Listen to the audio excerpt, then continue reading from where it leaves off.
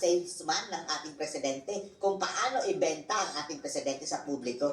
Ang punto nila dito mga kababayan, kahit anong salesman o PCO ang ilagay mo dyan, kahit pa daw magbuhay ka mga kababayan ng isang propeta, kung talagang bulok ang ibinibenta, hindi yan magbebenta mga kababayan.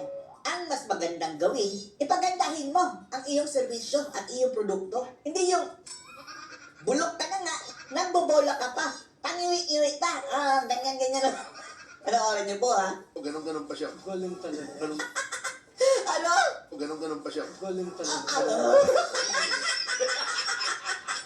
Ngayon, very empty ang mga Uy, slogan napang- ng Pilipinas. Bagong Pilipinas, bagong mukha. Yan talaga, sama-sama tayong babangon muli.